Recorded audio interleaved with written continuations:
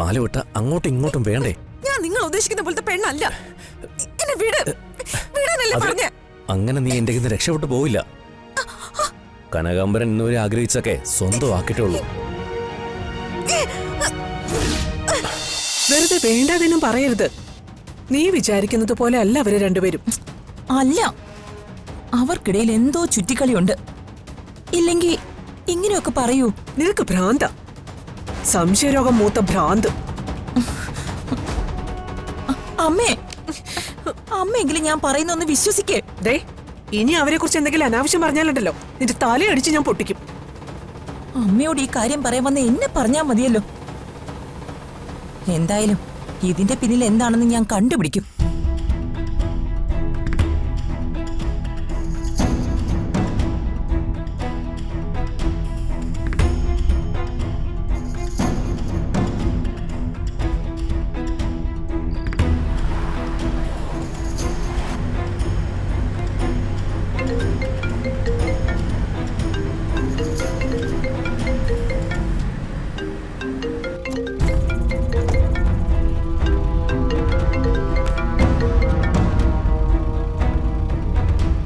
Hello, എന്താ അമ്മേ?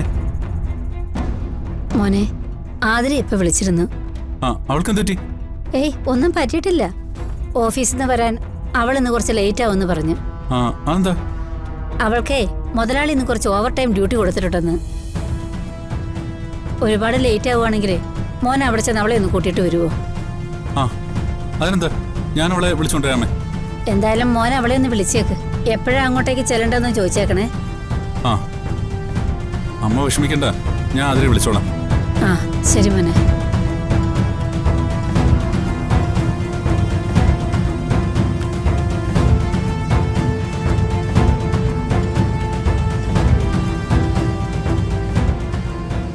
അപ്പോഴേ ഞാൻ പറഞ്ഞല്ലേ ആതിരെ അന്വേഷിച്ച് അവിടെ പോകരുതെന്ന്.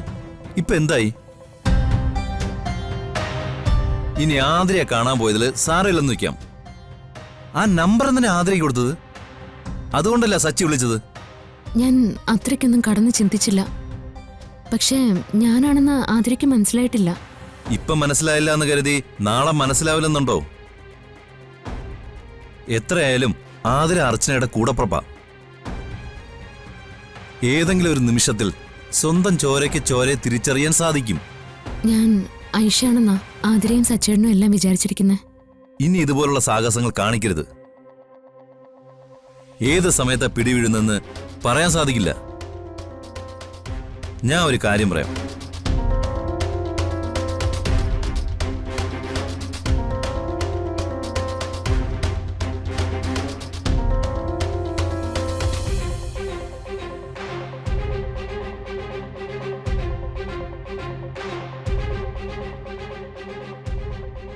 ആഹാ, മോൾ ഇവിടെ വന്ന് നിൽക്കുകയാണോ? അത് പിന്നെ അമ്മ, എനിക്ക് രാജീവിനോട് ഒരു കാര്യം സംസാരിക്കാനുണ്ടായിരുന്നു. അമ്മ എന്തിനാ ചായ കൊണ്ടുവന്ന് ശിശിരയുടെ കയ്യിൽ കൊടുത്തുവിട്ടാ പോരായിരുന്നോ? അത് സാരമില്ല, നിങ്ങൾ സംസാരിക്കേ.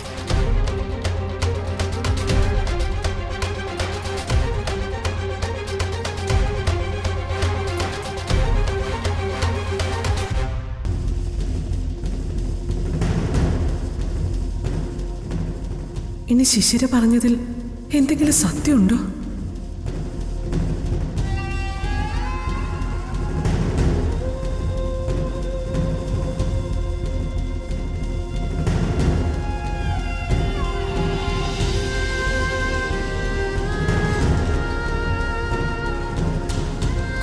ചേച്ചി,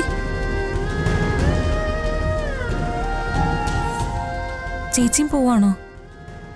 പോവില്ല ചേച്ചി, നമുക്ക് ഒരുമിച്ച് പോവാം. അത് പറ്റില്ല, എനിക്ക് പോയിട്ട് അത്യാവശ്യമുണ്ട്.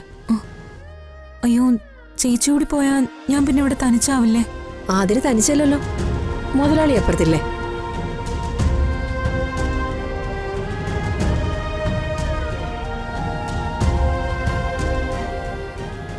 അങ്ങേര് നിന്നെ പിടിച്ച് തിന്നാനൊന്നും പോകുന്നില്ല.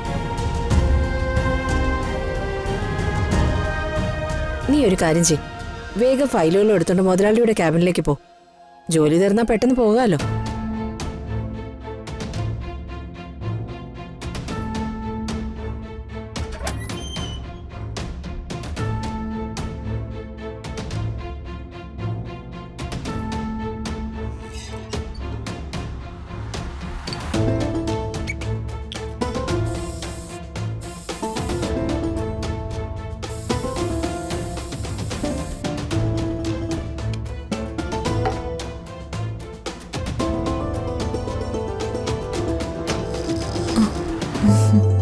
ആതിരവാ. ദാ സാർ. ആതിരിക്കെ. കുഴപ്പമില്ല സാർ, ഞാൻ നിന്നോളാം. എന്താ ആതിര ഇത്? ആതിരക്ക് എന്നെ പേടിയാണോ? അല്ല, പേടിയൊന്നുമില്ല സാർ. പിന്നെന്താ ഇരിക്കേ?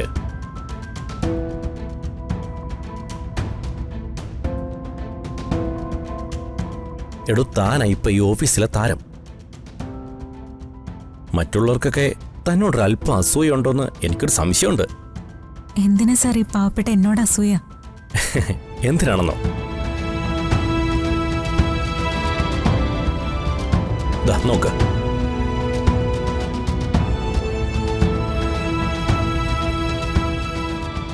തന്റെ ഫോട്ടോയും റീലും ഒക്കെ ഭയങ്കര റീച്ചാടും.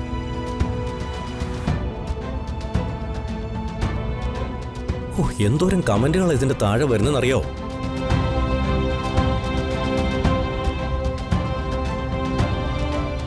താൻ എന്ത് സുന്ദരിയാടോ. തന്നെ പോലൊരു സുന്ദരിയായ സ്റ്റാഫിനെ കിട്ടിയതേ എന്റെ ഭാഗ്യ. സാർ, സാർ ഫയൽ നോക്കി തന്നാ എനിക്ക് പെട്ടെന്ന് പേട്ടി പോവായിരുന്നു. താൻ ഇങ്ങനെ ധൃതി പിടിക്കല്ലേ. ജോലിയൊക്കെ നമുക്ക് ഇപ്പൊ തീർക്കാം. ഉം.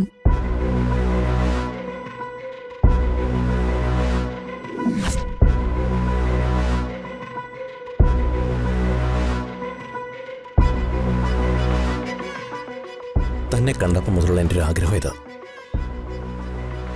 താൻ നോ എന്ന് പറയരുത്. സാർ കൈയെടുത്തേ. കൈ എടുക്കാനല്ലേ പറഞ്ഞത്? സർ, അതിരെ സർ എന്തായി കാണിക്കുന്നെ? അതിരെ പ്ലീസ്. വിട്. നിനക്ക് വേണ്ടി ഞാൻ എന്തൊക്കെ ചെയ്തു? ഒരു മാസം ശമ്പളം ഞാൻ അഡ്വാൻസ് ആയി തന്നില്ലേ? പരസ്യത്തിൽ നിന്നെ ഞാൻ നായികയാക്കില്ലേ? കൈ വിട്. ഒരു പാല് വിട്ട അങ്ങോട്ടും ഇങ്ങോട്ടും വേണ്ടേ? ഞാൻ നിങ്ങൾ ഉദ്ദേശിക്കുന്ന പോലത്തെ പെണ്ണല്ല. എന്നെ വിട്. വിടാനല്ലേ പറഞ്ഞേ? അങ്ങനെ നീ എന്റെ കയ്യിൽ നിന്ന് രക്ഷപ്പെട്ടു പോവില്ല. കനകാംബരൻ ഇന്നുവരെ ആഗ്രഹിച്ചൊക്കെ സ്വന്തമാക്കിയിട്ടുള്ളൂ.